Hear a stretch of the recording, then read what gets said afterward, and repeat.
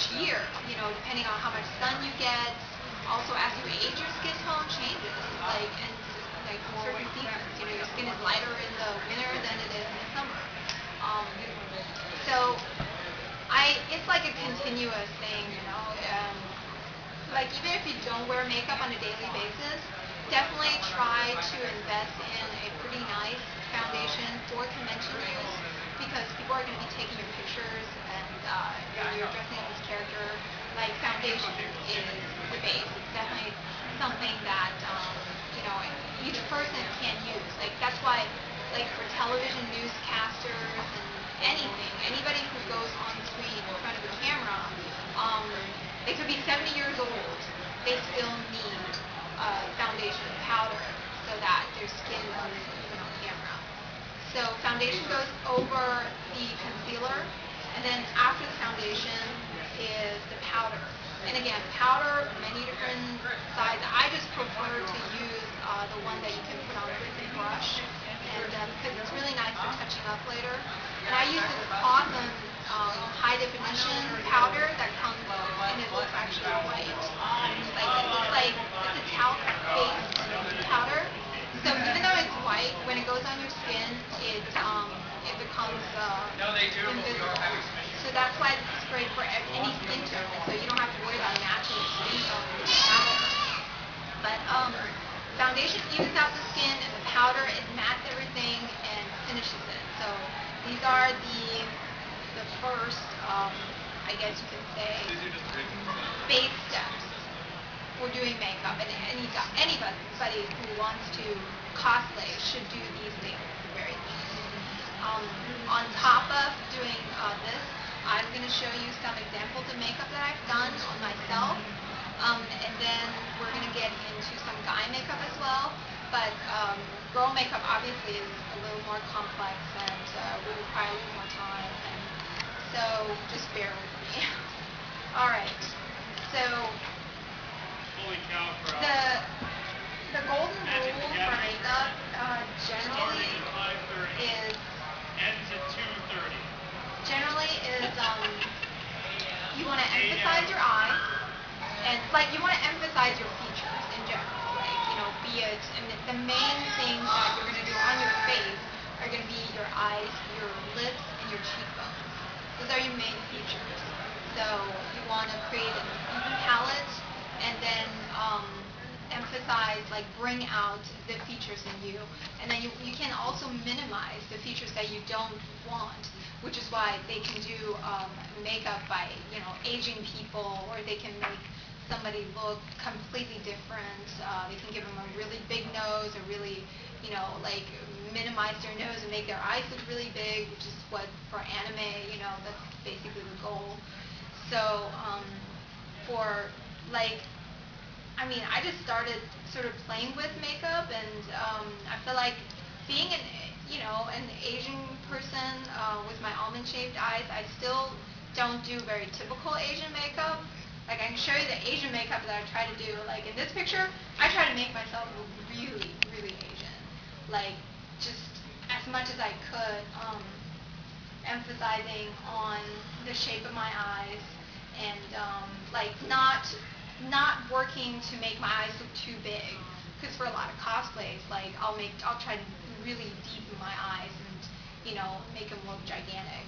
So for this, I really just try to just go with very slanted features. But another rule that you may or may not have heard is, if you emphasize your lips, you should do neutral on your eyes. And if you do really heavy eyes, you should do very neutral on your lips. Who is that? Yes, sir. Somebody left. Sarah has Sonic Broad, so you might want to go up there and grab it in 2 or 3 minutes. No, I was like, is somebody missing that? I don't know. I'll handle that. I'm going down to ops. I can give it to Dan. Thanks. So in this one, I have very natural eyes. I did put gold around my eyes, but you can't even really see it. And I did bright red lips. And that's the other think that's the other reason why doing heavier makeup on costumes is important, because a camera flash is definitely gonna, it's completely gonna wash you out. I mean, it's just, uh, that's just, you know, you can't avoid it, especially if you're in a darker convention hallway. Like, the flash is gonna, like, make you look completely flat and washed out. So, the more you emphasize your makeup with, the more you're going to get your original features across. And in that sense, cosplay makeup is basically the same as stage makeup.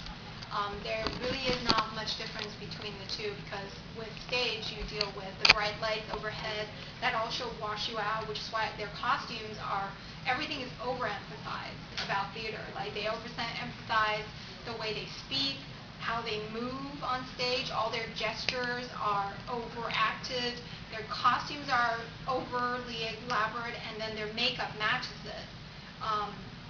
They really define their cheekbones and even their chin and noses. So they will do, like, anything that you darken will recede back into the background. Anything that you lighten will come to the foreground. So with that in mind, you can really give somebody very haggard cheekbones, or you can make someone have a really big looking chin by really, like, making this area very light, and then making the area around it very dark, you know. So for cosplay, generally you just want to look pretty, because most of the characters that we cosplay, they look pretty. So I will talk about, like, the steps that I take to achieve some of the looks. I'll show you some of the others that I've done. Examples of natural looking makeup is like something like this. You know, we just went out to actually Universal Studios, and so I do have eyeliner on, but I have, like, just natural nude pink lipstick. I barely have any. I don't even know if I put on any blush. Very little blush, but you know, just very simple and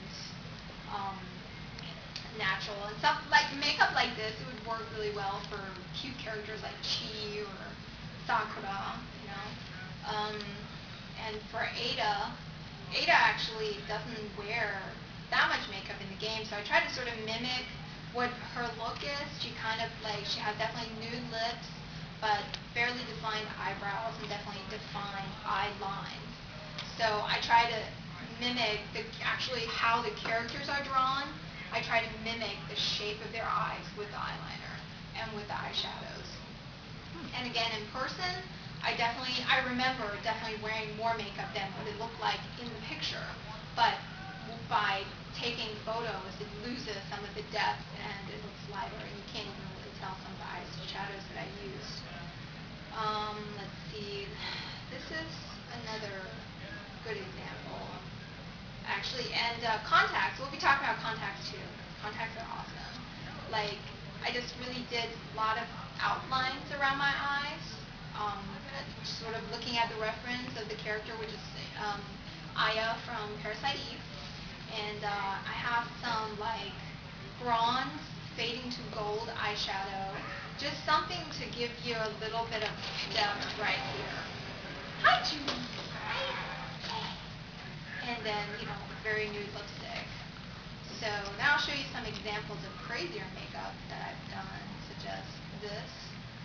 This is, and again, I kind of just went with how the character was. Well, in this case, the J-pop idol, Ayumi Hamasaki. Very, very dark around the eyes, and the makeup, like the eyeshadow is blue, but then over that I put glitter. It's like completely glitterified and fading into, like, this, like, very bright white. And because the eyes were so dark, then I just kept my lids neutral to sort of balance it out. If you have both, it creates a very bold, strong look that sometimes just will overpower your costume, or just will not fit, and then you'll look like a drag queen. Let's see, what else do I have here? Like, this is my little pinup makeup that I did just for fun. Like, trying to match my corset, I just did overly pink, which you don't have to always match. It's not good to always match, but if you're trying to make a statement, match your lipstick and eyeshadow